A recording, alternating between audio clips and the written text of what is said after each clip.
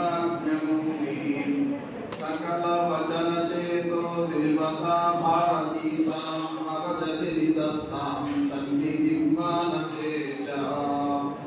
नमोऽस्तु तात्विका देवाः विष्णुभक्तिपरायणाः धर्ममार्गे प्रेरयन्तु भवन्तः सर्व एव हि।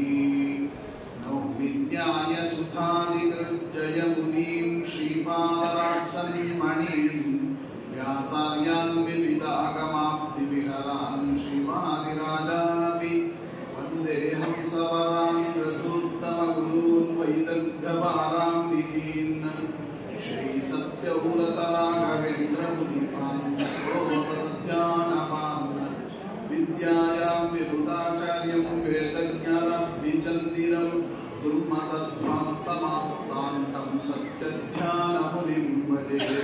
सत्याभिज्ञकराब्जोत्तानपञ्चाशद्वर्षपूजकां सत्यप्रमोदतीर्थार्यान् नौमिन्यायसुधारतान् विद्यापीठविदातारं विद्यावारिचन्दिरं विद्यार्थिवत्सलं वन्दे महाव्याघ्रगुरुं भजे। श्रीगुरुभ्यो नमः। हरिः ओम्। श्रीमतो राघवेन्द्रस्य नमामि पदपङ्कजे कामिताशेषकल्याण कलना कल्पपादपौ। श्रीगुरुभ्यो नमः। हरिः ओम्। हरिः ओम्। हरिः ओम्। ಇವತ್ತಿನ ದಿನ ತುಂಬಾ ಪವಿತ್ರವಾಗಿರುವಂತಹ ದಿನ, ರಾಯರ ಆರಾಧನಾ ಮಹೋತ್ಸವ. ಈಗಾಗಲೇ ಆಚಾರ್ಯರು ಹೇಳಿದ ಹಾಗೆ ರಾಯರನ್ನ ನೆನೆಯುವ ಸಮಯ. ಈ ಆರಾಧನೆಯ ವೈಶಿಷ್ಟ್ಯ ಏನು? ದಿನಾಲು ಬೃಂದಾವನದಲ್ಲಿ ರಾಯರಿರುತ್ತಾರೆ, ದಿನಾಲು ನಾವು ರಾಯರನ್ನ ನೋಡಿಯೇ ನೋಡುತ್ತೇವೆ. ಮತ್ತೆ ಈ ಆರಾಧನೆಯ ವೈಶಿಷ್ಟ್ಯ ಏನು ಅಂತ ಕೇಳಿದರೆ ಅದಕ್ಕೆ ಹೇಳ್ತಾರೆ, ಪ್ರತಿನಿತ್ಯ ಬೃಂದಾವನದಲ್ಲಿ ಕೂತುಕೊಂಡು ತಾವು ಅಂತರ್ಮುಖಿಗಳಾಗಿ ಸಾಧನೆಯನ್ನ ಮಾಡ್ತಾ ಭಕ್ತರನ್ನ ಅನುಗ್ರಹ ಮಾಡುತ್ತಾ ಇದ್ದಾರೆ. ಆದರೆ ಈ 3 ದಿನಗಳಲ್ಲಿ ಮಾತ್ರ ಆ ಬೃಂದಾವನದಲ್ಲಿದ್ದುಕೊಂಡು ಯಾರ್ಯಾರು ಬಂದಿದ್ದಾರೆ ಅಂತ ಕಣ್ಣು ತೆರೆಯುವ ಕಾಲ. ಹಾಗಾಗಿ ಅವರು ಕಣ್ಣು ತೆರೆಯುವಂತಹ ಪರ್ವಕಾಲದಲ್ಲಿ ನಾವು ಅವರ ದೃಷ್ಟಿಗೆ ಬಿದ್ದರೆ ನಮ್ಮ ಅನೇಕ ಜನ್ಮಗಳ ಪಾಪಗಳು ಸುಟ್ಟು ಹೋಗುವಂತಹ ಒಂದು ಸರ್ವಶ್ರೇಷ್ಠವಾದ ಸಮಯ ಪರ್ವಕಾಲ ಅಂತಂದರೆ ಈ 3 ದಿನಗಳು. ಅವರ ದೃಷ್ಟಿಗೆ ನಾವು ಒಳಪಡುವುದಕ್ಕೋಸ್ಕರವಾಗಿ ಇದನ್ನು ನಾವು ಯೋಚನೆ ಮಾಡಬೇಕಾಗಿದೆ. ಹಾಗಾಗಿ ಇಂತಹ ಒಂದು ಪವಿತ್ರವಾಗಿರುವಂತಹ ದಿನದಲ್ಲಿ ರಾಯರ ಮಹಿಮೆಯನ್ನ ಶ್ರವಣ ಮಾಡಬೇಕಾದ್ದು ನಮ್ಮೆಲ್ಲರ ಕರ್ತವ್ಯ.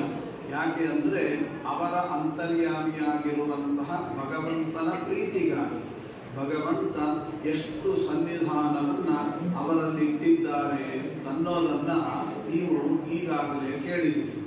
ಅಂದರೆ ಪ್ರತಿನಿತ್ಯ ನಾವು ಹೇಳಿಕೊಳ್ಳುವಂತಹ ಶ್ಲೋಕ ಅದು ಪೂಜ್ಯಾಯ ರಾಘವೇಂದ್ರಾಯ ಸತ್ಯಧರ್ಮರಥಾಯ ಚ ಭಜತಾಂ ಕಲ್ಪವೃಕ್ಷಾಯ ನಮತಾಂ ಕಾಮಧೇನವೇ ಅಂತನ್ನುವಂತಹ ಒಂದು ಶ್ಲೋಕ.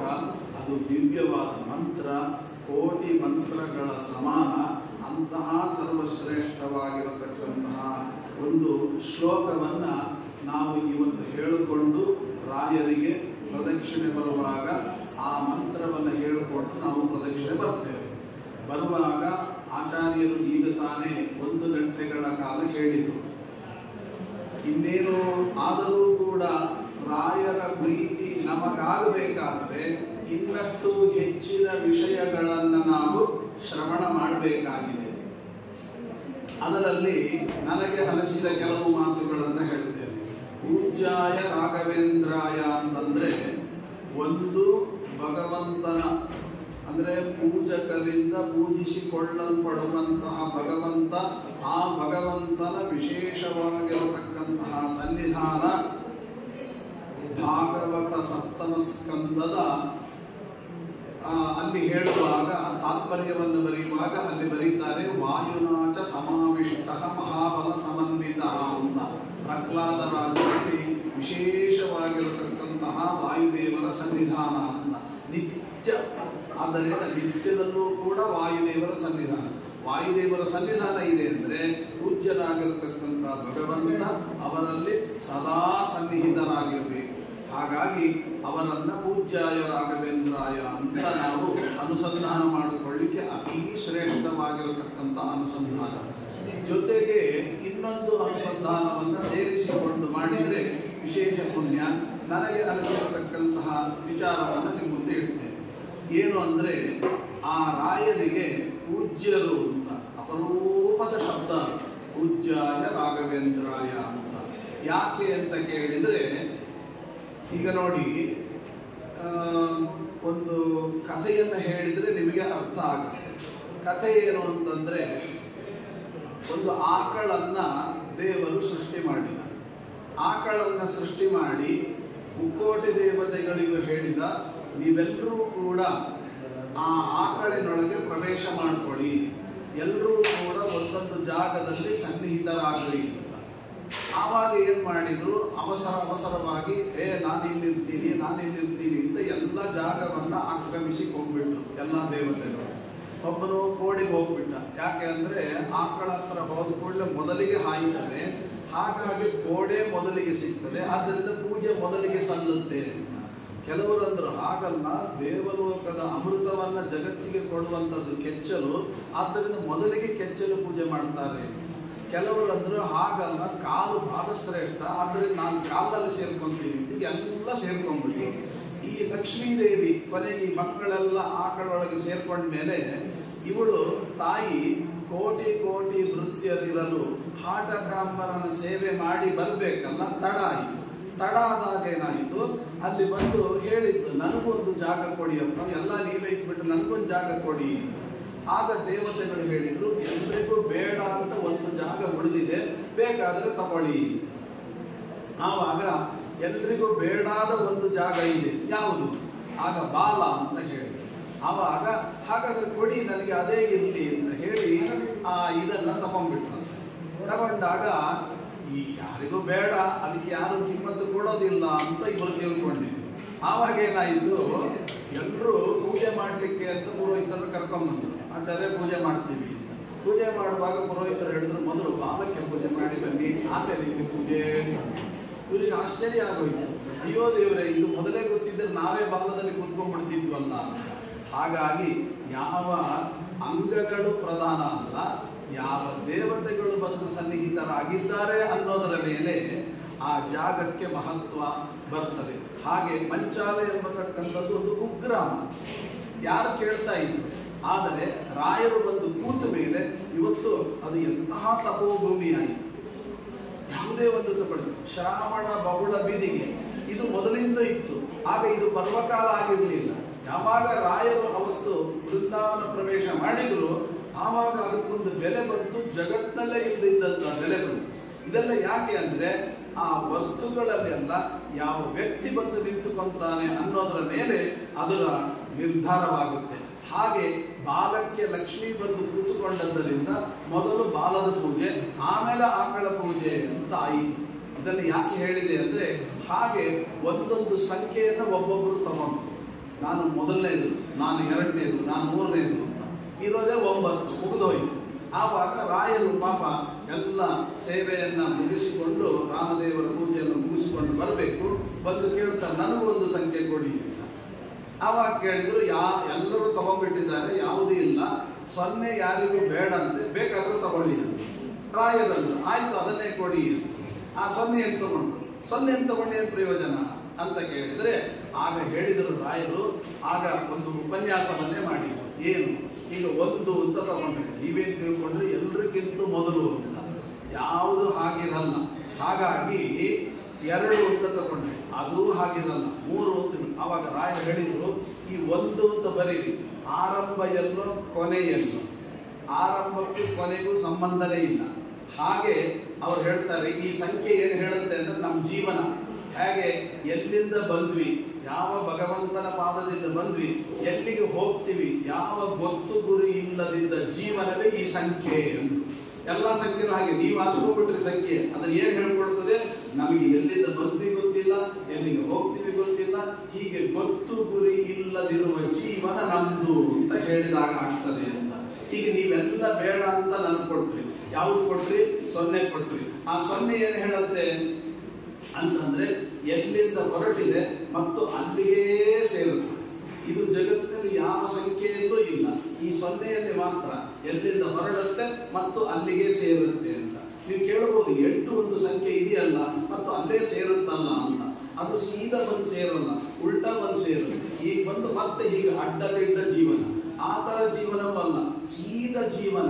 ಯಾವ ಭಗವಂತನ ಪಾದದಿಂದ ಹೊರಟು ಸೀದಾ ಜೀವನ, ಇನ್ನೊಬ್ಬರಿಗಾಗಿ ಅಲ್ಲ, ಆತ್ಮೋದ್ಧಾರಕ್ಕಾಗಿ ಭಗವಂತ ಪ್ರೀತನಾಗಲಿ ಅಂತ ಹೇಳಿ ಮತ್ತು ಅದೇ ಭಗವಂತನ ಪಾದಕ್ಕೆ ಸೇರುವ ಜೀವನ ನಂದು ಅಂತ ನನಗೆ ಈ ಸಂಖ್ಯೆಯನ್ನು ದೇವರು ಕೊಟ್ಟಿದ್ದಾನೆ ಅಂತ.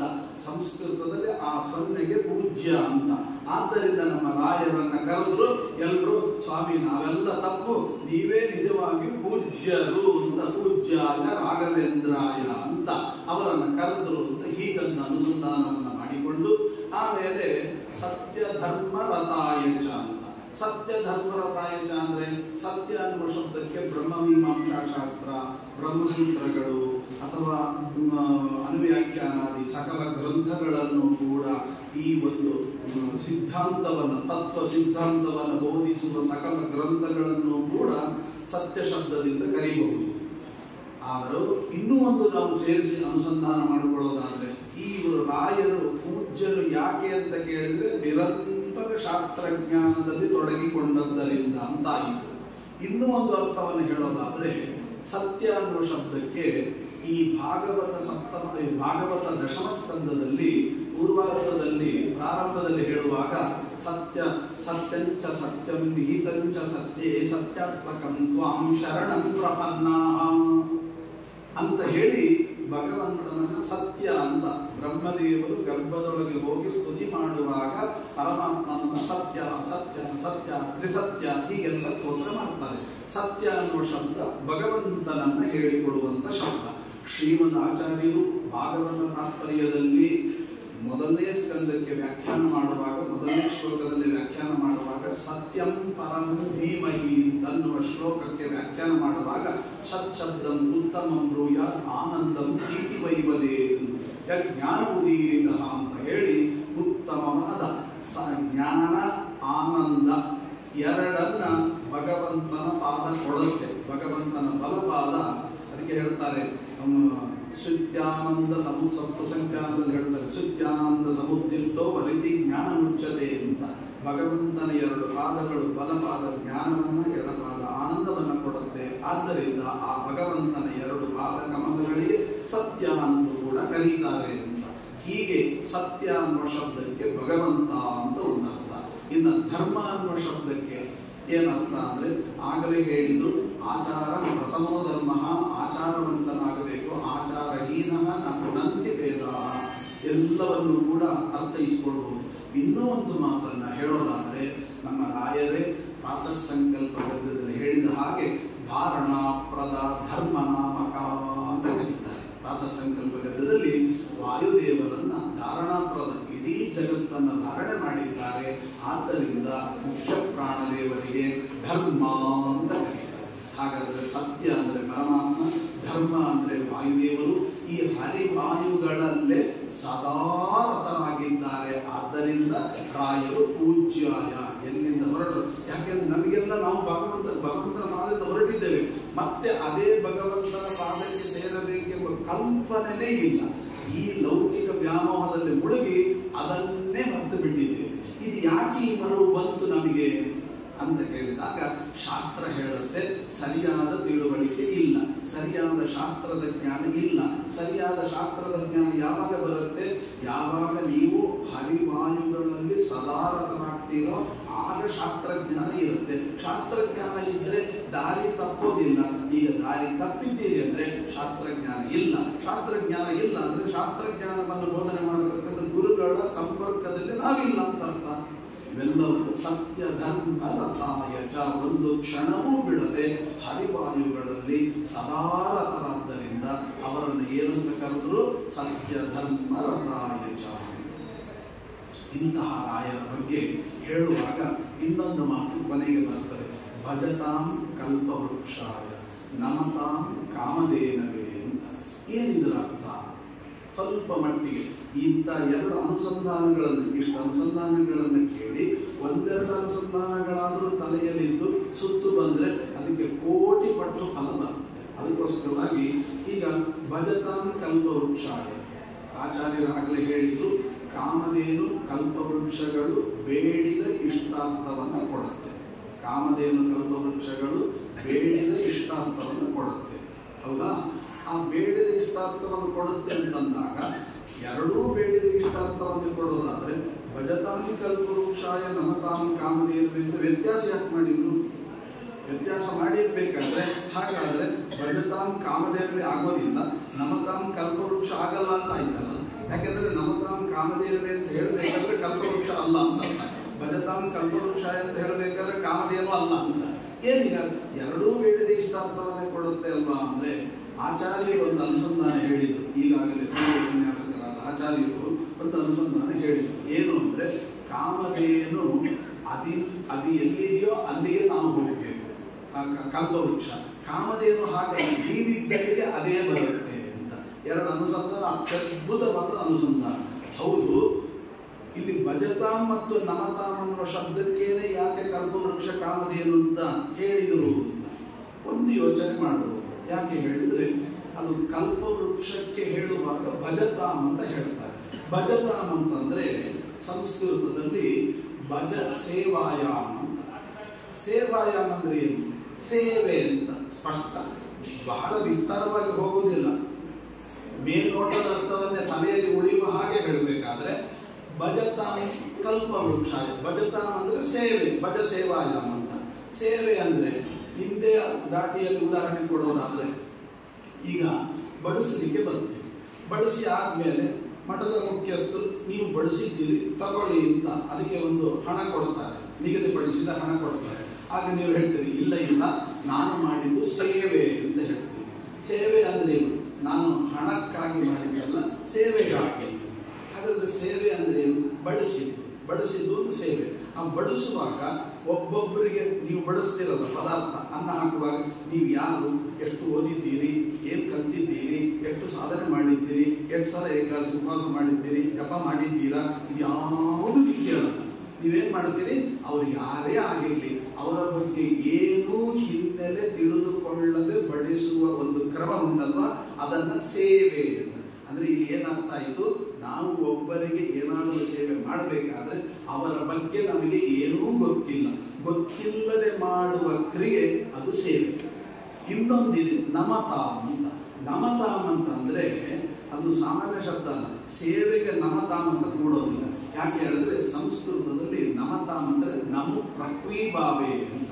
ಪ್ರಕ್ವೀಭಾವ ಅಂದ್ರೆ ಶರಣಾಗತಿ ಅಂತ.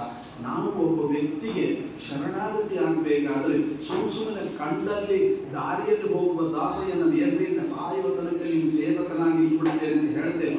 ದಾರಿಯಲ್ಲಿ ಹೋಗೋದು ಕಂಡವರಿಗೆ ನಾವು ಸೇವಕರಾಗಿರ್ಲಿಕ್ಕೆ ಸಾಧ್ಯ ಇಲ್ಲ.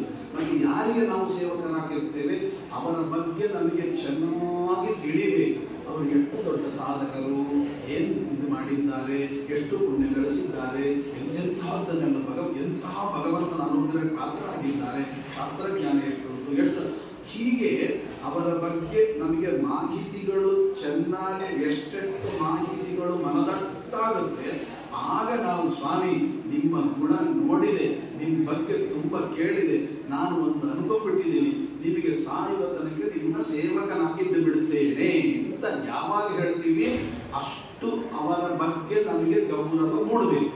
ಗೌರವ ಮೂಡುವಷ್ಟು ವಿಷಯಗಳನ್ನು ಅವರ ಬಗ್ಗೆ ನಮಗೆ ವಿಷಯಗಳ ಜ್ಞಾನ ಆಗಬೇಕು. ಆಗ ಮಾತ್ರ ನಾವು ಶರಣು ಹೊಂದುತ್ತೇವೆಯೇ ಹೊರತು ಕಂಡವರಿಗೆ ನಾವು ಶರಣು ಹೊಂದೋದಿಲ್ಲ. ಈ ನಮತಾಂ ಅನ್ನೋದು ಇದು. ಅಂದರೆ ಚೆನ್ನಾಗಿ ಅವರ ಬಗ್ಗೆ ತಿಳಿದುಕೊಂಡು ನಾವು ಶರಣ ಹೊಂದುವಿಕೆ ಅಂಥವರಿಗೆ ಕಾಮಧೇನು. ಈಗ ನಿಮಗೆ ಒಂದು ಪ್ರಶ್ನೆ ಬಂತು, ಗೊತ್ತಿಲ್ಲ ಅಂದರೆ ಏನಾಯಿತು? ಇಷ್ಟನ್ನ ಎರಡೇ ಶಬ್ದದಲ್ಲಿ ಹೇಳೋದಾದ್ರೆ ರಾಯರ ಬಗ್ಗೆ ಏನೂ ತಿಳ್ಕೊಳ್ಳದೆ ಬಂದು ರಾಯರ ಸೇವಾ ಮಾಡಿದರೆ ನಮ್ಗೆ ಅನುಗ್ರಹ ಆಗುತ್ತೆ.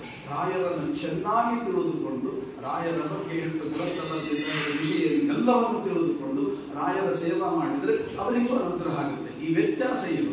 ರಾಯರ ಬಗ್ಗೆ ಏನೂ ಗೊತ್ತಿಲ್ಲದೆ ಬಂದು ಸೇವಾ ಮಾಡಿದವರಿಗೂ ಅನುಗ್ರಹ ಆಗುತ್ತೆ, ರಾಯರ ಬಗ್ಗೆ ಚೆನ್ನಾಗಿ ತಿಳ್ಕೊಂಡು ಬಂದು ಸೇವಾ ಮಾಡುವವರಿಗೂ ಅನುಗ್ರಹ ಆಗುತ್ತೆ. ಇಬ್ಬರ ಅನುಗ್ರಹದಲ್ಲಿ ವ್ಯತ್ಯಾಸ ಏನು ಅದನ್ನ ಇಲ್ಲಿ ಹೇಳ್ತಾರೆ. ಭಜತಾಂ ಕಲ್ಪವೃಕ್ಷಾಯ ನಮತಾಂ ಕಾಮಧೇನವೇ. ಅದು ಹೇಗೆ ಅಂತ ಕೇಳಿದ್ರೆ ಕಲ್ಪವೃಕ್ಷ ಅಂದ್ರೆ ಏನು?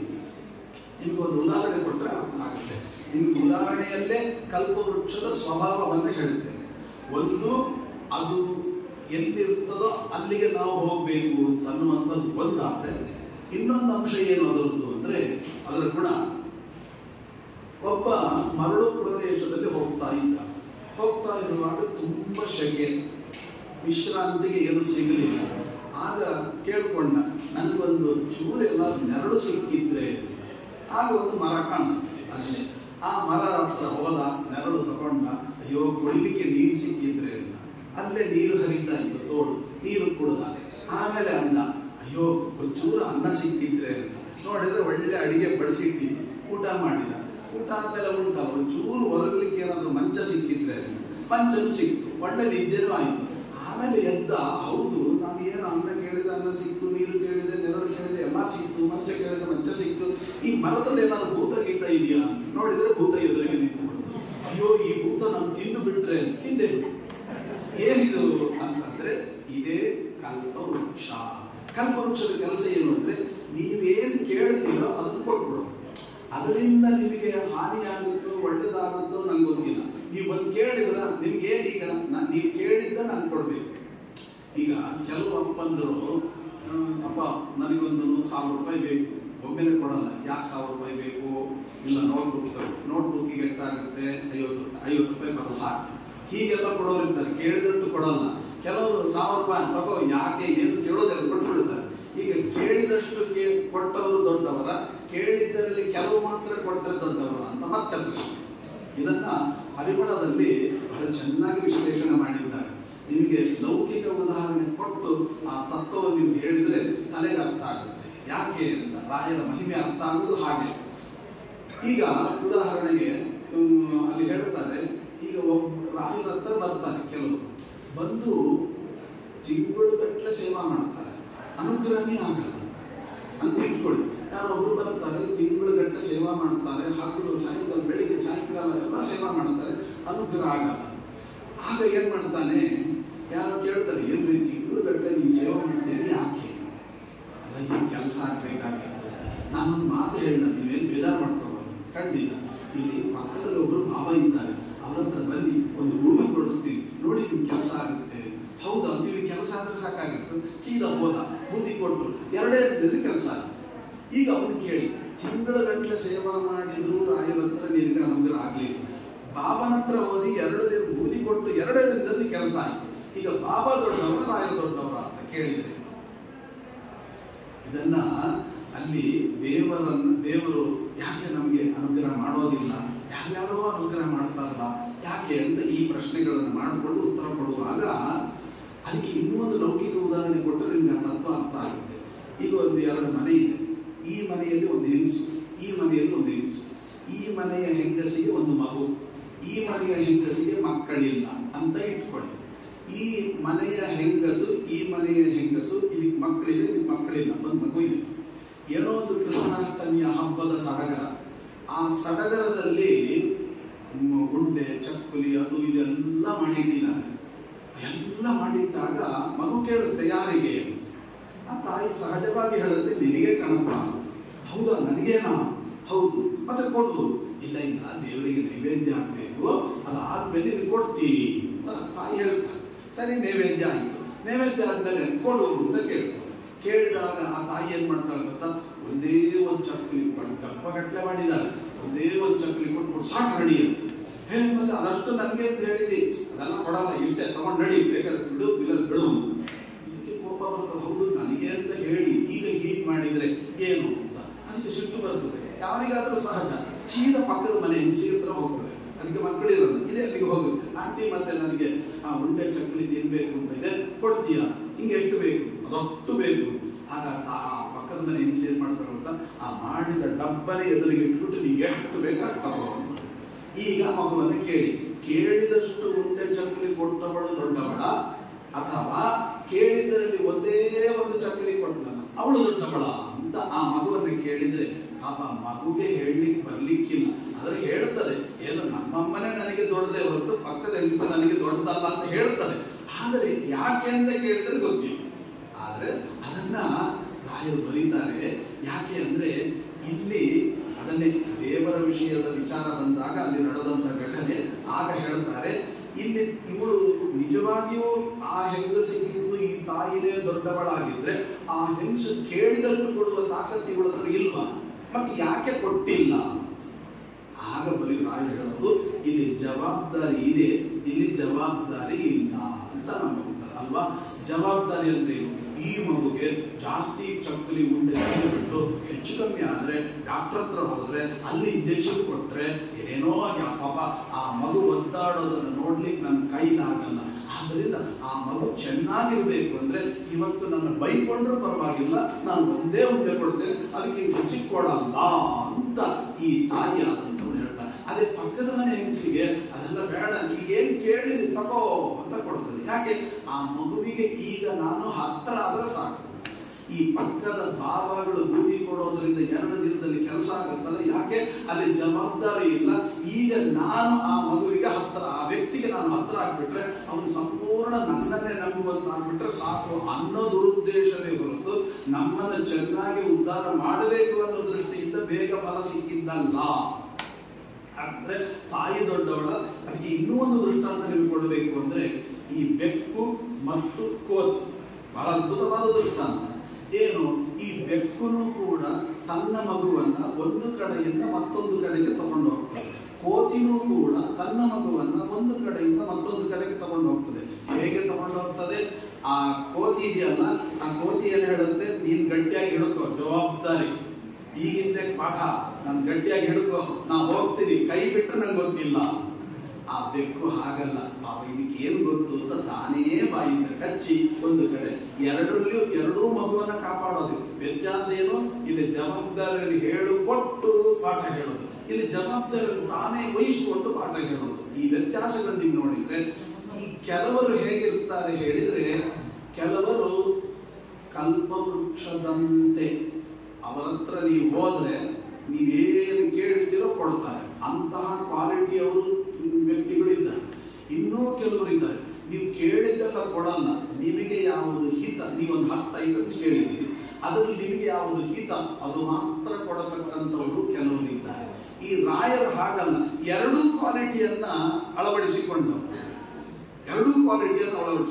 ಏನ್ ಗೊತ್ತಾ, ಈ ಯಾರೋ ನಿಮಗೆ ತುಂಬಾ ಕಷ್ಟದಲ್ಲಿ ಇರ್ತೀವಿ, ಕಷ್ಟದಲ್ಲಿದ್ದಾಗ ನಿಮಗೆ ಆ ತುಂಬಾ ಕಷ್ಟದಲ್ಲಿದ್ದೀವಿ, ಆಗ ನೀವು ಮನೆಯಲ್ಲಿ ಅಳೋದನ್ನ ನೋಡ್ತಾರೆ. ಪಕ್ಕದ ಮನೆಯವರು ಹೇಳ್ತಾರೆ, ನಿನ್ನಿಂದ ನಿಮ್ಮ ಮುಖ ಏನೋ ಸಪ್ಪಗಿದೆ, ಏನೋ ತೊಂದರೆ ಇದ್ದಾಗಿದೆ, ಏನು ಒದ್ದಾಡ್ತಾ ಇದ್ದೀರಿ? ಆಗ ಅವ್ರು ಹೇಳ್ತಾರೆ, ಇಲ್ಲ ನಿಮ್ದು ತುಂಬಾ ಕಷ್ಟ ಆಗಿದೆ, ನಾನು ಹೇಳ ಏನು, ಇಲ್ಲಿ ನಮ್ಮ ಮಠ ಇದೆ, ಆ ಮಠಕ್ಕೆ ಬನ್ನಿ, ನೀವು ಸೇವೆ ಮಾಡಿ, ನಿಮ್ ಕಷ್ಟ ಎಲ್ಲ ಪರಿಹಾರ ಆಗುತ್ತೆ. ಹೌದಾ? ಯಾರು? ರಾಘವೇಂದ್ರ ಸ್ವಾಮಿಗಳು ಇದ್ದಾರೆ, ನೀವು ಬನ್ನಿ. ಹೌದಾ ಅಂತ. ಅವನಿಗೆ ರಾಘವೇಂದ್ರ ಸ್ವಾಮಿಗಳು ಅಂದ್ರೆ ಯಾರು ಗೊತ್ತಿಲ್ಲ, ವಿಷಯ ಮಠ ಎಲ್ಲಿದೆ ಅಂತ ಗೊತ್ತಿಲ್ಲ, ಏನೂ ಗೊತ್ತಿಲ್ಲ, ರಾಘವೇಂದ್ರ ಸ್ವಾಮಿಗಳು ಅಂದ್ರೆ ಗೊತ್ತಿಲ್ಲ. ಅಂತ ವ್ಯಕ್ತಿ ಕಷ್ಟದಲ್ಲಿದ್ದಾಗ ಯಾವನೊಬ್ಬ ರಾಯರ ಭಕ್ತ ಹೀಗೆ ಬನ್ನಿ ಅಂತ ಹೇಳಿದಾಗ ಆಯ್ತು ಅಂತ ಬರ್ತಾರೆ, ಬಂದು ಸೇವಾ ಮಾಡ್ತಾರೆ. ಸೇವಾ ಮಾಡಿದ ಕೂಡಲೇ ರಾಯರವರಿಗೆ ಅನುಗ್ರಹ ಮಾಡ್ತಾರ? ಯಾಕೆಂದ್ರೆ ಅವ್ರ ಬಗ್ಗೆ, ರಾಯರ ಬಗ್ಗೆ ಏನೂ ಗೊತ್ತಿಲ್ಲ. ಅದನ್ನೇ ಹೇಳ್ತಾರೆ ಈ ಶ್ಲೋಕದಲ್ಲಿ, ಭಜತ ಅಂದ್ರೆ ರಾಯರ ಬಗ್ಗೆ ಏನೂ ಗೊತ್ತಿಲ್ಲದ ಸೇವಾ ಮಾಡ್ತಾರೆ. ಆ ಸೇವಾ ಮಾಡುವವರಿಗೂ ಕೂಡ ಭಜತಾಂ ಕಲ್ಪವೃಕ್ಷಾಯ, ಕರೆದು ಏನು ಕೇಳ್ತೀವಲ್ಲ ಕೊಟ್ಬಿಡ್ತಾರೆ. ಏನ್ ಕೇಳ್ತಾನ? ಏನಪ್ಪ ನಿನಗೆ ಬೇಕೋ, ನಾಯಿ ತಗೋ, ಇದು ಬೇಕಾ, ಅದು ಬೇಕಾ, ಮಕ್ಕಳು ಬೇಕಾ, ಮನೆ ಬೇಕಾ, ಹೆಂಡತಿ ಬೇಕಾ, ಉದ್ಯೋಗ ಬೇಕಾ, ಎಲ್ಲ ಕೊಟ್ಟು. ಇದು ಭಜತಾಂ ಕಲ್ಪವೃಕ್ಷಾಯ. ಇನ್ನ ರಾಯರ ಬಗ್ಗೆ ಚೆನ್ನಾಗಿ ತಿಳಿದುಕೊಂಡವರು ಸೇವಾ ಮಾಡಿ, ಆಗ ಅಂತವರಿಗೆ ನಮತ, ಅವರಿಗೆ ಎಂತ ಅನುಗ್ರಹ ಮಾಡ್ತಾರೆ ಅಂತ ಹೇಳಿದ್ರೆ, ಕಾಮದೇವನೇ, ಪಕ್ಕದ ಮನೆ ಹೆಂಗಸು ತರ ಕಾಪಾಡೋದು ಭಜತಾಂ ಕಲ್ಪವೃಕ್ಷಾಯ. ನಮತಾಂ ಕಾಮದೇವಿ ತಾಯಿ ಒಂದೇ ಒಂದು ಚಕ್ಲಿ ಕೊಟ್ಲಲ್ಲ ಆ ಥರ ಕಾಪಾಡೋದು ನಮ್ಮ ರಾಯ. ಎರಡೂ ಕೆಲಸ ಮಾಡ್ತಾರೆ ಅಲ್ರಿ. ಎಲ್ಲ ತಿಳ್ಕೊಂಡವ್ರಿಗೆ ಮಾತ್ರ ಕೇಳಿದ್ದು ಕೊಡ್ಲಿಲ್ಲ, ಕೆಲವು ಮಾತ್ರ ಕೊಟ್ರಿ. ಅವ್ ಏನೂ ಗೊತ್ತಿಲ್ಲದಿದ್ದವ್ರಿಗೆ ಕೇಳಿದ್ದೆಲ್ಲ ಕೊಟ್ರಲ್ಲ. ಯಾಕೆ? ಆ ಕೇಳಿದ್ದೆಲ್ಲ ಕೊಟ್ಟದ್ರಿಂದ ಎಲ್ಲ ಹಿತ ಆಗುತ್ತೆ ಅಂತ ಏನಿಲ್ಲ. ಕೆಲವು ಇದರಿಂದ ತೊಂದರೆನೂ ಆಗೋದಲ್ವಾ, ಮತ್ತೆ ಅಂಥದ್ದನ್ನು ಯಾಕೆ ಕೊಡ್ತಾರೆ ಅಂತ ಪ್ರಶ್ನೆ. ಆಗ ಉತ್ತರ ಕೊಡ್ತಾರೆ, ಗೀತೆಯ ಮಾತನ್ನ ತೆಗೆದುಕೊಳ್ಬೇಕು. ಇಲ್ಲಿ ದೇವರು ನೋಡಿ, ವೇದ ಹೇಳುತ್ತೆ ನೀವು ಏನನ್ನೂ ದೇವರನ್ನು ಕೇಳಬಾರದು, ಕೇವಲ ಜ್ಞಾನ ಭಕ್ತಿ ವೈರಾಗ್ಯ ಇಷ್ಟು ಬಿಟ್ಟು ಏನನ್ನ ಕೇಳಬಾರದು. ಏನನ್ನ ಕೇಳಬಾರದು ಅನ್ನೋದೇ ಶಾಸ್ತ್ರ ಆಗಿದ್ರೆ ಆ ಶಾಸ್ತ್ರ ಪ್ರತಿಪಾದಕವಾಗಿರತಕ್ಕಂಥ ವೇದ ಹೇಳುತ್ತೆ ಏನಂತ ಹೇಳಿದ್ರೆ, ಸ್ವರ್ಗ ಕಾಮೋ ಯಜೇತ ಆರೋಗ್ಯಂ ಭಾಸ್ಕರ ವಿಜೇತ. ಆರೋಗ್ಯ ಬೇಕಾ? ಭಾಸ್ಕರನ ಅಂದ್ರೆ ಸೂರ್ಯನ ಉಪಾಸನೆ ಮಾಡಿ. ಅಲ್ಲ, ನಿಮಗೆ ಏನೇನು ಬೇಕು? ಮಕ್ಕಳು ಬೇಕಾ, ಸಂತಾನ ಬೇಕಾ, ಇಂಥವ್ರಿಗೆ ಕೇಳಿ. ಎಲ್ಲ ಫಲಗಳಿಗೂ ಒಂದೊಂದು ಕಾರಣಗಳನ್ನು ಹೇಳುತ್ತಾ ಮೂಲ ಹೇಳ್ತೀರಿ ನೀವು ಏನನ್ನೂ ಕೇಳಬಾರದು. ಏನನ್ನು ಕೇಳೋದು ಧರ್ಮವೇ ಅಲ್ಲ. ಅಲ್ಲ, ಏನನ್ನು ಕೇಳೋದು ಧರ್ಮವೇ ಅಲ್ಲ ಅಂತಂದ್ಮೇಲೆ ನೀವು ಕೇಳೋದು ಹಾಗಾದ್ರೆ ಕೇಳಬಾರದು ಅನ್ನೋದೇನು? ನೀವು ಏನೂ ಕೇಳೋದು ಧರ್ಮ ಅಲ್ಲ ಅಂದ್ಮೇಲೆ ನೀವು ಯಾಕೆ ಆರೋಗ್ಯ ಭಾಸ್ಕರಾದಿತ್ಯದು ಸ್ವರ್ಗ ಕಾಮ ಯೋಜನೆ ಇವೆಲ್ಲ ಯಾಕೆ ಹೇಳಬೇಕು? ಹಾಗೆ ಅಂತ ಪ್ರಶ್ನೆ ಮಾಡಿದಾಗ ಆಗ ಶಾಸ್ತ್ರ ಹೇಳುತ್ತೆ, ಒಳ್ಳೆ ಅದ್ಭುತವಾದ ಉದಾಹರಣೆ ಕೊಡ್ತಾರೆ. ಯಾಕೆ ಅಂತಂದ್ರೆ, ಈಗ ರಾಯರು ಹೇಳ್ತಾರೆ ಇವನಿಗೆ ಏನೂ ಗೊತ್ತಿಲ್ಲ, ದಡ್ಡ, ಆದರೆ ಸಾತ್ವಿಕ. ಏನಾಗಿದೆ, ಎಷ್ಟೋ ಜನ ನಮ್ಮಲ್ಲಿ ಸಾತ್ವಿಕರಿದ್ದಾರೆ, ಆದರೆ ಸರಿಯಾದ ಪರಿಸರ, ಸರಿಯಾದ ಸಂಘ ಸಿಗದೆ ಏನಾಗಿದೆ, ಯಾರ್ಯಾರೋ ಸಹವಾಸ ಮಾಡಿ ಹಾಳಾಗ್ತಾ ಇದ್ದಾರೆ. ನೋಡಿ, ಬ್ರಾಹ್ಮಣನಾಗಿ ಹುಟ್ಟಿದ್ದಾನೆ, ದೊಡ್ಡ ವಂಶದಲ್ಲಿ ಹುಟ್ಟಿದ್ದಾರೆ, ಒಂದಿನ ಸಂಧ್ಯಾವಂದನೆಯಿಲ್ಲ, ಜಪ ಇಲ್ಲ, ಏಕಾದಶಿ ಏನೂ ಇಲ್ಲ. ಯಾಕೆಂದ್ರೆ ಅವನಿಗೆ ಸಂಪರ್ಕನೇ ಹಾಗೆ, ಬೇಡವಾದವರ ಸಂಪರ್ಕದಿಂದ ಹಾಳಾಗಿದ್ದಾರೆ. ಇಂಥವ್ರನ್ನ ಏನ್ ಮಾಡ್ಬೇಕು? ರಾಯರು ಅನುಗ್ರಹ ಮಾಡಬೇಕು. ಹೇಗೆ ಅನುಗ್ರಹ ಮಾಡಬೇಕು? ಅವನಿಗೆ ನೋಡಪ್ಪ ಬಾರೋ ನಿನಗೆ ಸುಧಾ ಪಾಠ ಹೇಳ್ತೀನಿ ಅವ್ನು ಕೇಳ್ತಾನ. ಅವ್ನು ಸಂಧ್ಯಾವಂದನೆ ಮಾಡಲ್ಲ, ಅವ್ನಿಗೆ ಸುಧಾ ಪಾಠ ಹೇಳ್ತೀನಿ ಯಾರು ಕೇಳ್ತಾನೆ? ನಿಮ್ ಸುಧಾ ಪಾಠ ನೀವೇ ಇಟ್ಕೊಳ್ರಿ ಗುರುಗಳೇ ಅಂತ ಹೇಳಿ ರಾಯರಿಗೆ ಬೈದು ಹೋಗೋದು. ಮತ್ತೆ ಇಂಥವ್ನಿಗೆ ಏನ್ ಮಾಡ್ಬೇಕು? ರಾಯರು ಹೇಳಿದ್ರು, ಈಗ ಅವನಿಗೆ ಏನು ಸಣ್ಣ ಸಣ್ಣ ಫಲ ಯಾರು ಕೊಡ್ತಾರೋ ಅವ್ರು. ಈಗ ನನಗೆ ಏನಾದ್ರು ಖರ್ಚಿಗೆ ದುಡ್ಡು ಯಾರು ಕೊಡ್ತಾರೋ ಅವರೇ ದೊಡ್ಡದು. ಜೈ ಅನ್ನೋದು. ನೀ ಕೊಡ್ತೀಯ ನಿನಗೆ ಜೈ, ಅವ್ನು ಕೊಡ್ತೀಯ ಅವನಿಗೆ ಜೈ. ರಾಯರು ನೋಡಿದ್ರು ಈ ವೀಕ್ನೆಸ್ ಅನ್ನ ದುರ್ಜನರು ದುರ್ಬಳಕೆ ಮಾಡಿ ಅವನನ್ನ ಎಳಕೊಂಡು ಪೂರ್ಣ ಹಾಳು ಮಾಡ್ತಾರೆ. ಅದಕ್ಕೆ ನಮ್ಮ ದಾಸರು ಹೇಳಿದ್ದಾರೆ, ದುರ್ಜನರ ಸಂಗಡ ಪ್ರೀತಿಗಿಂತ ಸಜ್ಜನರ ಸಂಗಡ ಜಗಳ ಬೇಲೇಸು. ಏನ್ ಮಾಡ್ತಾರೆ? ದುರ್ಜನರು ಪ್ರೀತಿ ಮಾಡಿದಾಗ ಮಾಡ್ತಾರೆ, ಕೇಳಿ ದುಡ್ಡು ಕೊಟ್ಟಾರೆ ನಿಮ್ಮನ್ನು ಸರ್ವನಾಶ ಮಾಡಿ ಹಾಕ್ಬಿಡ್ತಾರೆ, ಡ್ರಗ್ ಅಡಿಕ್ಟ್ ಮಾಡಿ ಹಾಳು ಮಾಡಿ ಏನೇನೋ ಅದನ್ನ. ಆಗ ಅನಿಸ್ತಾರೆ, ಓ ಇವ್ರು ಮಾತು ನಾನು ಕೇಳಬಾರ್ದ. ಅಷ್ಟೊಳಗೆ ಕಾಲ ಮೀರಿ ಹೋಗ್ಬಿಟ್ಟು ಏನ್ ಮಾಡ್ಬೇಕು? ಅದಕ್ಕೆ ಶಾಸ್ತ್ರ ಹೇಳುತ್ತೆ, ಬಹಳ ಸುಂದರವಾದ ಮಾತನ್ನು ಹೇಳುತ್ತೆ. ಅಂತ ಟೈಮಿಗೆ ರಾಯರು ಏನ್ ಮಾಡ್ತಾರೆ ಅಂದ್ರೆ, ಅಂತವ್ರನ್ನ ಕರೆದು ನಿಂಗೇನಪ್ಪ, ಅವ್ರು ಯಾರೋ ಬಾಬಾ ಬೂದಿ ಕೊಟ್ಟು 2 ನಿಮಿಷದ ಕೆಲಸ ಆಗುತ್ತೆ, ಅದು ನಾನು ಕೊಡ್ತೀನಿ ಬಾ. ನೀಗ ಏನ್ ಬೇಕು? ಮನೆ ಬೇಕಾ ತಗೋ, ಉದ್ಯೋಗ ಬೇಕಾ ತಗೋ, ದುಡ್ಡು ಬೇಕಾ ತಗೋ, ಮಕ್ಕಳು ಬೇಕಾ ತಗೋ, ಮೊಮ್ಮಕ್ಕಳು ಬೇಕಾ ತಗೋ. ಆದರೆ ಆ ಕೊಡೋದು ಮೂಲ ಉದ್ದೇಶ ಅಲ್ಲ. ಇದನ್ನ ಕೊಡ್ತೀನಿ ಅಂತ ಹೇಳಿ ನಿಮ್ಗೆ ಮೋಸ ಮಾಡೋರು ಇದ್ದಾರಲ್ಲ, ಅವರ ಕಡೆ ಹೋಗಿ ನೀ ಸರ್ವಸ್ವವನ್ನು ಹಾಳಾಗಬಾರದು, ಅದನ್ನ ನೀನು ಡೈವರ್ಟ್ ಮಾಡಬೇಕಾಗಿದೆ. ಅದಕ್ಕೋಸ್ಕರ ರಾಯರು ಏನ್ ಮಾಡ್ತಾರೆ, ಇದು ಯಾವುದು ಕೇಳಬಾರದು ಅಂತಿದ್ರು ಕೂಡ ಕೇಳಿದ್ರು ಯಾಕೆ ಕೊಡ್ತಾರೆ ಅಂದ್ರೆ, ನೀವು ಅಪ್ಪಿತಪ್ಪಿ ದುರ್ಜನರ ಸಂಘದಿಂದ ಹಾಳಾಗಬಾರದು. ಆದ್ದರಿಂದ ಈ ಸಣ್ಣ ಪುಟ್ಟ ವಿಷಯಗಳಿಗೋಸ್ಕರ ತಾನೇ ಅವರ ಹತ್ರ ಹೋಗೋದು, ಅದನ್ನು ನಾನೇ ಕೊಡ್ತೀನಿ. ಕಾಲಾಂತರದಲ್ಲಿ ನಿನಗೆ ಜ್ಞಾನ ಆಗಿ ನನ್ನ ಹತ್ರ ಕೇಳಿದಾಗ ತತ್ವಜ್ಞಾನವನ್ನು ಉಪದೇಶ ಮಾಡ್ತೇನೆ ಅಂತ ಹೇಳೋದಕ್ಕೋಸ್ಕರವಾಗಿಯೇ ಇಲ್ಲಿ ಭಜತಾನ್ ಕಲ್ಪವೃಕ್ಷಾಯ ನಮತಾಂ ಕಾಮಧೇನುವೇ ಅಂತ ರಾಯರ ಸ್ತೋತ್ರದಲ್ಲಿ ಹೀಗೆ ಬಂದಿದೆ ಅಂತ ನಾವು ಚಿಂತನೆ ಮಾಡಿಕೊಂಡು ನೋಡಿ, ರಾಯರು ನಾವು ಯಾವುದೇ ಕ್ವಾಲಿಟಿಯವರಾಗಿರಲಿ ರಾಯರ ಹತ್ರ ಬಂದು ಬಿಟ್ರೆ ಸಾಕು. ಮಂದ ಭಾಗ್ಯರಿಗೆ ದೊರಕದಿವರ ಸೇವಾ, ಸುಮ್ಮನೆ ಅವ್ರಿಗೆ ಸಿಗೋದಿಲ್ಲ. ನಮಗೆ ಇವತ್ತು ಸಿಕ್ಕಿದೆ ಅಂದ್ರೆ, ನಾವು ಇವತ್ತು ಪ್ರದಕ್ಷಿಣೆ ಹಾಕ್ತಾ ಇದ್ದೀವಿ ಅಂದ್ರೆ, ನಾವು ಅವರಿಗೆ ದೃಷ್ಟಿಗೆ ಬಿದ್ದಿದ್ದೀವಿ ಅಂದ್ರೆ ಅನುಗ್ರಹಕ್ಕೆ ಮಾತ್ರ ಇನ್ನೇನಿಲ್ಲ. ಹಾಗಾಗಿ ನಾವು ಬಂದಿದ್ದೇವೆ, ಅವರ ದೃಷ್ಟಿಗೆ ನಾವು ಬಿದ್ದಿದ್ದೇವೆ, ರಾಯರ ಅನುಗ್ರಹಕ್ಕೆ ಪಾತ್ರ ಆಗಿದ್ದೇವೆ ಅಂದ್ರೆ ಅವರ ಮಹಿಮೆಯನ್ನು ಎರಡನ್ನಾದರೂ ತಿಳ್ಕೋಬೇಕಲ್ಲ. 2 ಮಹಿಮೆಗಳನ್ನು ತಿಳ್ಕೊಂಡು ನಿಮಗೆ ನಾನು ಮಾತನ್ನು ಮುಗಿಸ್ತೇನೆ. ಮೊದಲನೇ ಮಹಿಮೆ ಏನು ಅಂದ್ರೆ, ರಾಯರಲ್ಲಿ ಅಪರಂಪಾರವಾದ ಕಾರುಣ್ಯ.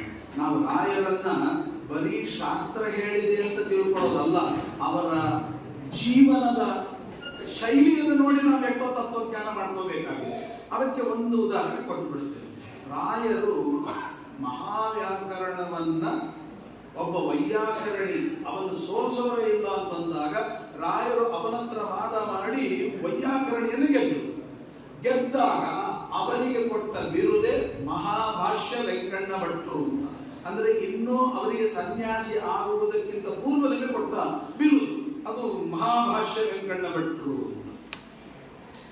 ಅಂದ್ರೆ ನಾವು ಇವತ್ತು ನಮಗೆ ಯಾರಾದ್ರೂ ಕೊಡೋದು ಬೇಡ, ನಮ್ಮನ್ನು ಯಾರಾದ್ರೂ ಅಡ್ಡ ತಡೆದ್ಬಿಟ್ರು ಅಂದ್ರೆ ನಾವು ಯಾರು ಗೊತ್ತಾ ನಿಮ್ಗೆ?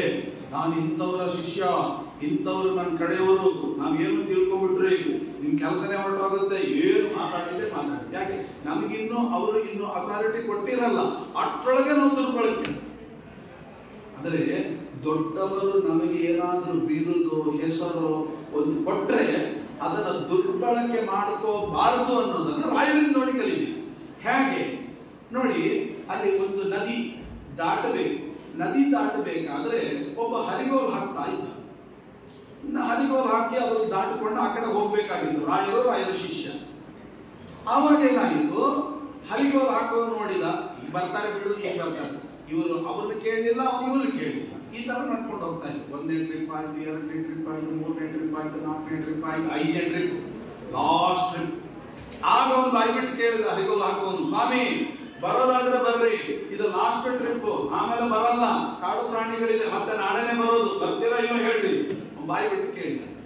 ಆಗ ರಾಯರು ಹೇಳಿದರು, ಬರಬೇಕು ಅಂತ ಇದೆಯಪ್ಪ, ಆದ್ರೆ ನಾವಿಬ್ರು ಇದ್ದೀವಿ, ಇಬ್ಬರಿಗೆ ಕೊಡ್ಲಿಕ್ಕೆ ಆ ಹರಿಗೋಲು ದಾಟ್ಲಿಕ್ಕೆ ಕರ ಕೊಡ್ಬೇಕಲ್ಲ, ಆ ಕರ ನನ್ನ ಹತ್ರ ಅಷ್ಟಿಲ್ಲ, ಕಡಿಮೆ ಇದೆ, ಅದಕ್ಕೆ ಯೋಚನೆ ಮಾಡ್ತಾ ಇದ್ದೀನಿ, ಇದ್ದಿರೋ ಮೊದಲನೇ ಟ್ರಿಪ್ಪೇ ಬರ್ತಿದ್ದೆ. ಅಂದ್ರೆ ಹಣ ಇಲ್ಲ, ಅದಕ್ಕೋಸ್ಕರ ನಾನು ಬರ್ತಿಲ್ಲ ಅನ್ನೋ ಮಾತನ್ನ ಹೇಳಿದ್ರು. ಆ ಹೇಳಿ ರಾಯರು ಮುಗಿಸಿಲ್ಲ, ಆ ಕ್ಷಣದಲ್ಲಿ ಹರಿಗೋಲು ಹಾಕೋರು ಹೇಳ್ತಾನೆ, ನಿಮ್ಮನೇನು ಫ್ರೀ ಕರ್ಕೊಂಡು ಹೋಗ್ಲಿಕ್ಕೆ ನೀವೇನು ಮಹಾಭಾಷ್ಯ ವೆಂಕಣ್ಣ ಭಟ್ರ ಅಂತ. ಹರಿಗೋಲು ಹಾಕೋರು ಹೇಳ್ತಾನೆ, ನಿಮ್ಮನ್ನು ಫ್ರೀ ಕರ್ಕೊಂಡು ಹೋಗ್ಲಿಕ್ಕೆ ನೀವೇನು ಮಹಾಭಾಷ್ಯ ವೆಂಕಣ್ಣ ಭಟ್ರ ಅಂತ ಬೇಕು. ಆಯ್ತಪ್ಪ ಸಂತೋಷ ಅಂತ ಹೇಳಿ ರಾಯರು ಹೊರಟಂತೆ. ಇವರು ಶಿಷ್ಯ ಅಲ್ರಿ, ಅವ್ನು ಏನ್ ಹೇಳಿದ ಗೊತ್ತಾ ನಿಮಗೆ?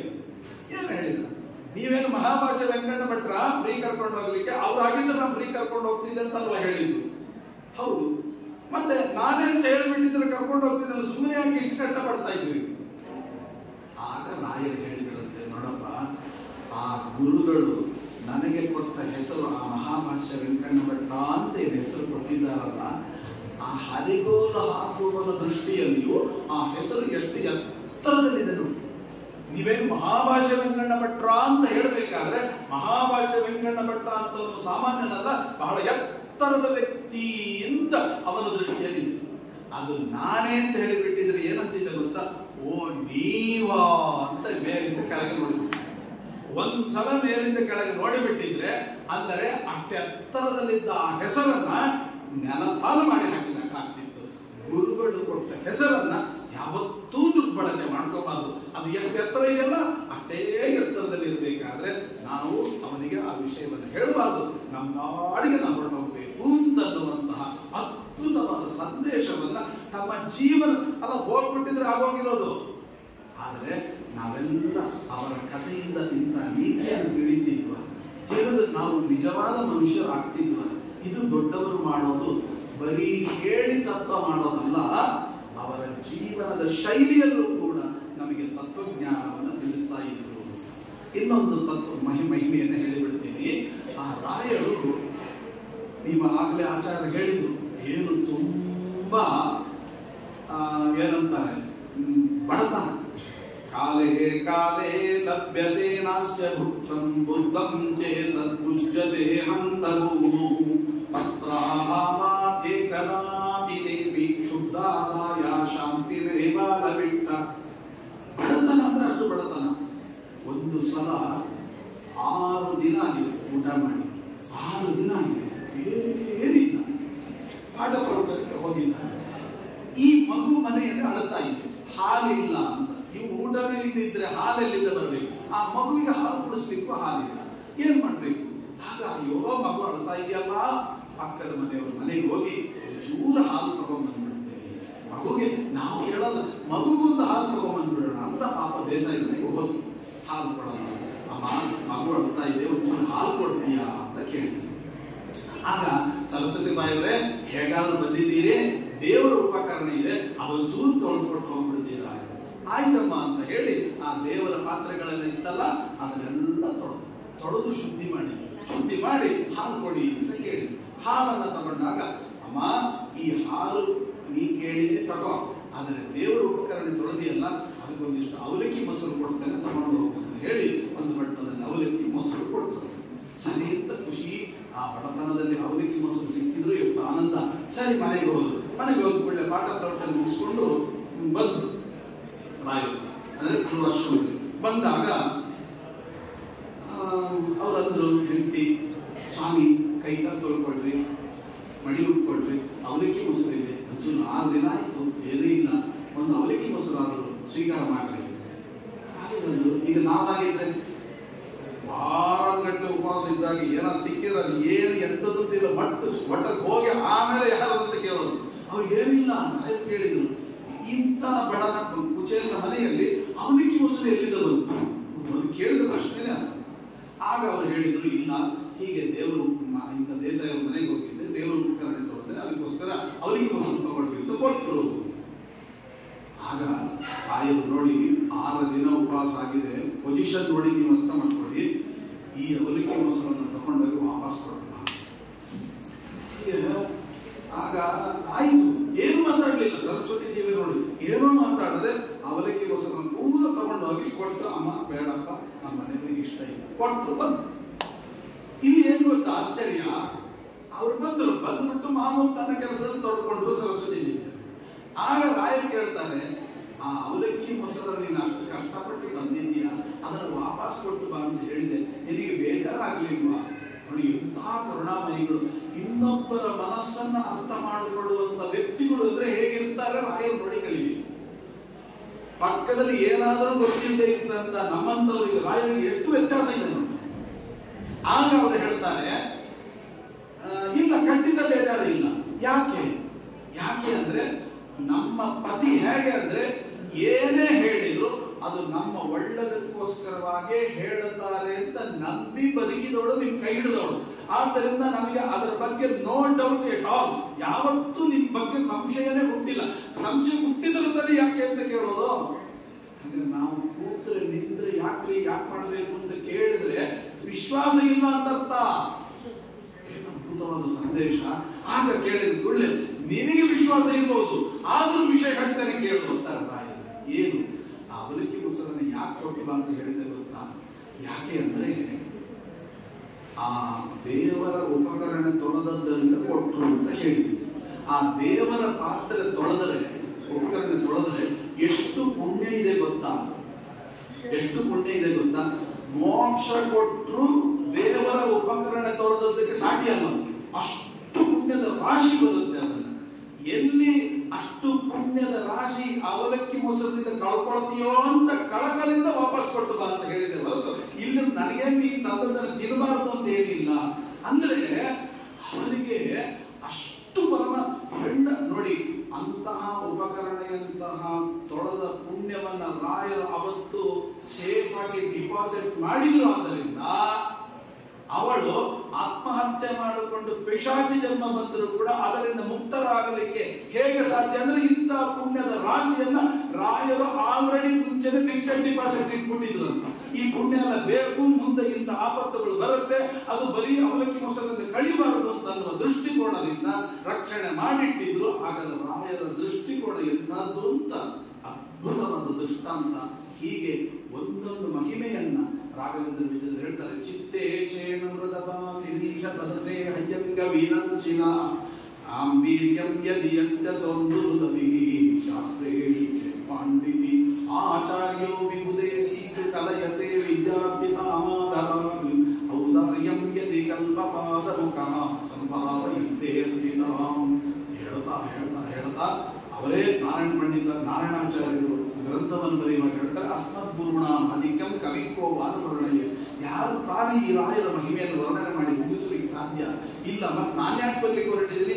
ಭಕ್ತ್ಯ ಕಿಂಚಿತ್ ವದಾಮ್ಯಹಂ, ಏನೋ ನನಗೆ ಗೊತ್ತ 2 ಮಾತು ಮಾತ್ರ ಹೇಳಲಿಕ್ಕೆ ಹೊರಟಿದ್ದೇನೆ ಹೊರತು ಇಡೀ ರಾಯರ ಚರಿತ್ರೆ ಈ ಜನ್ಮದಲ್ಲೆಲ್ಲ 100 ಜನ್ಮದಲ್ಲೂ ಬರೆದು ಮುಗಿಸಲಿಕ್ಕೆ ಸಾಧ್ಯ ಇಲ್ಲ ಅಂತಹ ಮಹಾತ್ಮರು ಅಂತ ರಾಯರನ್ನ ಎರಡು ಮಹಿಮೆಯನ್ನು ತಿಳಿದುಕೊಂಡು ಅವರು ಕೊಟ್ಟ ಸಂದೇಶವನ್ನ ಮತ್ತು ಪೂಜ್ಯಾಯ ರಾಘವೇಂದ್ರಾಯದಲ್ಲಿ ಅಡಗಿರುವ ತತ್ವವನ್ನ ತಿಳಿದುಕೊಂಡು ಪ್ರದಕ್ಷಿಣೆ ಹಾಕಿದರೆ ನಿಜವಾಗಿಯೂ ಪ್ರತಿನಿತ್ಯ ನೀವು ಬಂದು ಪ್ರದಕ್ಷಿಣೆ ಆ ಶ್ಲೋಕ ಈ ಅರ್ಥದಿಂದ ಹೇಳಿ ಹಾಕಿದರೆ ಪ್ರತಿನಿತ್ಯವೂ ರಾಯರ ಆರಾಧನೆ ಅಷ್ಟು ಪುಣ್ಯ ನಮಗೆ ಬರಲಿ ಅಂತ ಅನ್ನುವಂತಹ ಸಂದರ್ಭದಲ್ಲಿ ಈ ಸಂದರ್ಭದಲ್ಲಿ ಪ್ರಾರ್ಥನೆ ಮಾಡಿಕೊಡ್ತಾ ಸಮಯ ಅವಕಾಶ ಆದ್ದರಿಂದ ಇದನ್ನ ಹೇಳಲಿಕ್ಕೆ ಅವಕಾಶವನ್ನು ಮಾಡಿಕೊಟ್ಟಿರ್ತಕ್ಕಂಥ ನರಸಿಂಹದವರು ಹಾಗೂ ಈ ಮಠದ ಎಲ್ಲ ಪದಾಧಿಕಾರಿಗಳಿಗೂ ಹಾಗೂ ನಿಮ್ಮೆಲ್ಲರಿಗೂ ಕೂಡ ಭಗವಂತ ವಿಶೇಷವಾಗಿ ಜ್ಞಾನ ಭಕ್ತಿ ವೈರಾಗ್ಯಾದಿಗಳನ್ನು ಕೊಟ್ಟು ಇನ್ನೂ ಹೆಚ್ಚಿನ ಜ್ಞಾನ ಕಾರ್ಯವನ್ನು ಮಾಡುವಂಥ ಸೌಭಾಗ್ಯವನ್ನು ಕೊಡಲಿ ಎಂದು ಪ್ರಾರ್ಥನೆ ಮಾಡಿಕೊಳ್ತಾ ರಾಘವೇಂದ್ರ ಗುರು ಅಂತರ್ಗತ ಭಾರತೀಯ ಮುಖ್ಯ ಪ್ರಾಣಾಂತರ್ಗತ ಜೀವಾತ್ಮದೇ ಶ್ರೀ ಮೂಲರಾಮ